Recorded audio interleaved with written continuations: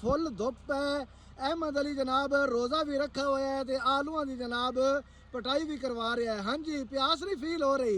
बिल्कुल जी, फील तो फिर होंदी है हाँ ते रोज़ा तो फर्ज है ना। हाँ जी, वो भी फर्ज तो निभाना ही पैंदा है ते हाँ काम जी। भी फर्ज ही है जी। हाँ, ये भी फिर सही करने ही गल है। पैंदे ने। अल्लाह फिर अजर तो देंदा ही है सही गल है, ते बिल्कुल। हिम्मत भी देंदा है ते सबर भी देंदा है। मतलब सारा दिन यार ਤੁਸੀਂ ਫੀਲਡ ਦੇ ਵਿੱਚ ਰਹਿੰਦੇ ਨੇ, ਹਾਂਜੀ। ਸਾਰੀ ਕਾਰ ਤੇ ਤੁਸੀਂ ਆ ਗਏ ਤੇ ਅਫਤਾਰੀਆਂ ਵੀ ਆਪਣੀਆਂ ਇੱਥੇ ਵਿੱਚ ਹੀ ਹੁੰਦੀਆਂ ਵਿੱਚ ਹੀ ਨੇ। ਹੁੰਦੀਆਂ ਨੇ field ਰਾਤੀ ਦੇ। ਮਤਲਬ ਜਾਣਾ ਹੈ ਸਾਰਿਆਂ ਤੋਂ ਐਂਡ ਤੇ 12 1 ਵਜੇ ਤੱਕ ਹਾਂਜੀ ਤੇ ਮੁੜ ਵੀ ਸਾਰਾ ਕੁਝ ਵੀ ਬਰਦਾਸ਼ਤ ਵੀ ਹੋ ਰਿਹਾ, ਰੋਜ਼ੇ ਵੀ ਰੱਖ ਰਹੇ ਨੇ, ਕੰਮ ਹਾਂਜੀ। ਵੀ ਕਰ ਰਹੇ ਨੇ। भाई अल्लाह ही है जी, हिम्मत देंदा पिया है ਹਾਂ ते सबर दे रहा ते रख रहे हैं जी।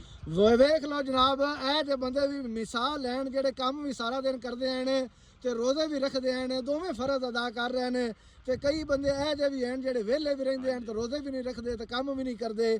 ਤੇ ਲੋਕਾਂ ਨੂੰ ਜਨਾਬ ਮਿਸਾਲ ਬਣਨਾ ਚਾਹੀਦਾ, ਜਿਵੇਂ ਇਹ ਸਾਡੇ ਕਿਸਾਨ ਦੋਸਤ ਹਨ, ਦੋ ਕੰਮ ਜਨਾਬ ਇਕੱਠੇ ਕਰਦੇ ਪਏ ਨੇ, ਫਰਜ਼ ਵੀ ਅਦਾ ਕਰ ਰਹੇ ਨੇ, ਦੋਵੇਂ ਫਰਜ਼ ਹੈ। हाँ जी, ਵੀ ਇਹ ਜ਼ਮੀਨ ਵਾਲਾ ਵੀ ਆਪਣਾ ज़मीन फर्ज वाला है भी ना, फर्ज है, काम वाला भी काम फर्ज भी है कर ते रोज़ा भी लाजमी है फर्ज तो है। रोज़ा भी लाजमी है। हाँ जी। Very good.